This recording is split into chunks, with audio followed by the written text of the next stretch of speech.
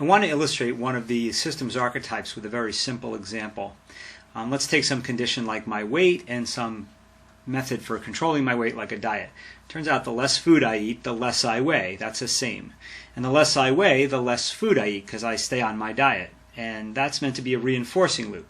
And I meant to just control my weight through diet. But there's another part of this system that I'm sometimes unaware of, right? Because it turns out the lower my weight is, the lower my metabolism is. That's the same. And the lower my metabolism is, the more I weigh. That's an opposite, which makes this second loop a balancing loop.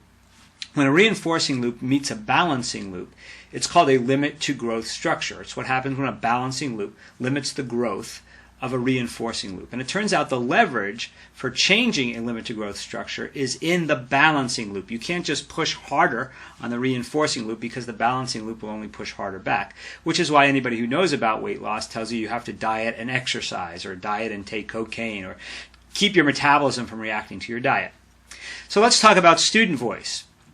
It turns out that the more you get student voice, the more aspirations work you do, because students tell you what will help them belong, what will give them with heroes. And the more you do aspirations work, the more you need student voice. And that's the aspirations framework, right, where student voice and aspirations are tied up together.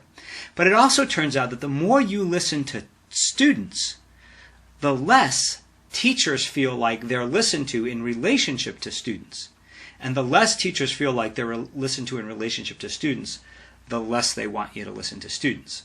So it turns out that when you start doing aspirations work and student voice work, not because they're bad people, but simply because of a structural phenomena, teacher voice comes in to limit the growth of that. So the only way to sustain aspirations work and student voice work is to start listening to teachers more. Just like the only way to sustain a weight loss program is through diet and exercise. So I hope that makes sense.